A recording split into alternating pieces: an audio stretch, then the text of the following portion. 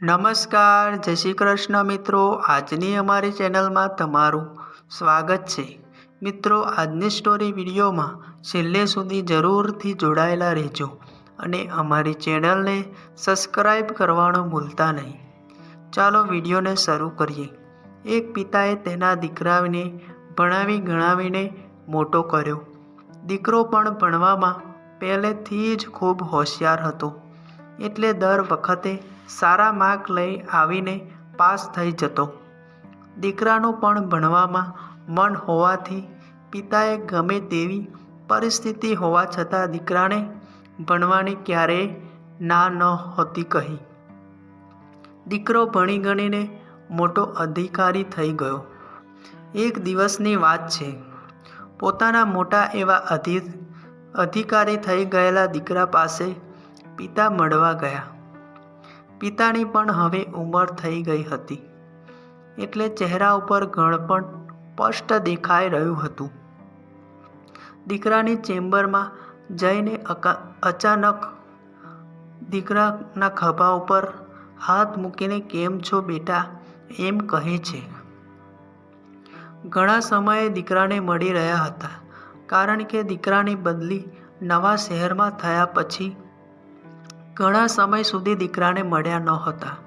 ખભા ઉપર હાથ મૂક્યો એટલે દીકરો તરત જ ઊભો થઈ ગયો, પિતાને પગે લાગ્યો અને બાપુજી પણ દીકરાનું વર્તન જોઈને રાજી થઈ ગયા.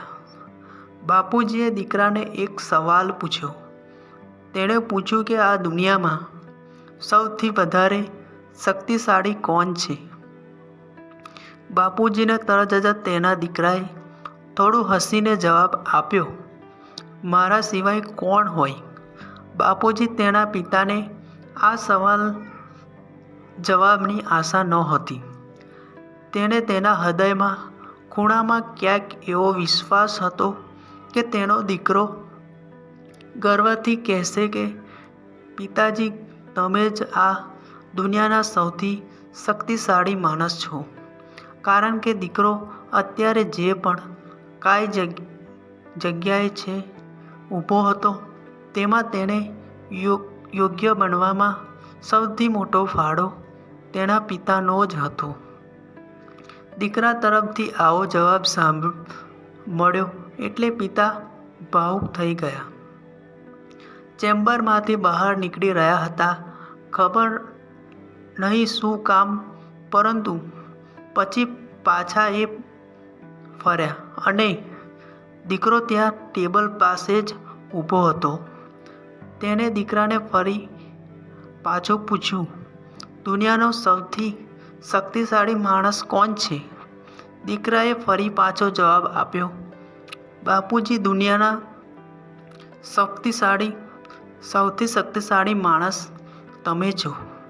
પિતાએ દીકરાનો આવો જવાબ સાંભળીને તો આશ્ચર્યચકિત થઈ ગયા, કારણ કે થોડા જ સમય પહેલાં દીકરાએ બિલકુલ અલગ જવાબ આપ્યો હતો અને હવે તેણે ફરી પાછો બીજો જવાબ આપ્યો. તેણે દીકરાને પૂછ્યું, "હમણાં તો તે મને એમ કહ્યું હતું કે શક્તિશાળી માણસ તું છો, અને હવે શું શક્તિશાળી થઈ ગયો?" દીકરો પિતાની નજીક આવ્યો. તેણે હાથ પકડીને પોતાના ચેમ્બરમાં ફરી પાછો લઈ ગયો અને ખુરશી પર બેસાડ્યા. પછી થોડું હસીને તેણે જવાબ આપ્યો, "બાપુજી, તમે પહેલી વખત જ્યારે મને સવાલ પૂછ્યો ત્યારે તમારો હાથ મારા ખભા ઉપર હતો અને તેને દીકરાના ખભા પર અથવા તેના માથા પર તેના પિતાજીનો હાથ હોય એ દીકરો આ દુનિયાની સૌથી શક્તિશાળી માણસ કહેવાય ને? બોલો, તમે જ કહો." બાપુજીએ દીકરાના મોઢેથી આવો જવાબ સાંભળ્યો એટલે તેણે આંખમાંથી આંસુને રોકી ન શક્યા. ખૂબ જ ભાવુક થઈ ગયા અને ઊભા થઈને દીકરાને ભેટી પડ્યા. કોઈએ કેવું સરસ લખ્યું છે, વાંચીને દરેક લોકો જોડે શેર પણ કરજો. જે પિતાને પગે લાગે છે તેણે ક્યારેય ગરીબ નથી હોતો. જે માતાને પગે લાગે છે તે ક્યારેક બદનસીબ નથી હોતો. જે મોટા ભાઈને પગે લાગે છે તે ક્યારેક ગમગીન નહીં હોતો. બહેનને પગે લાગે છે તે ક્યારેય ચરિત્રહીન નહીં હોતો.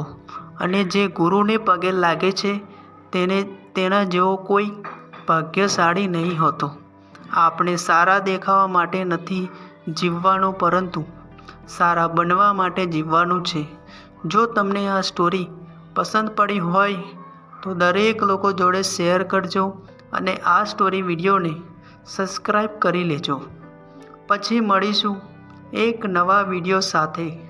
નમસ્કાર મિત્રો.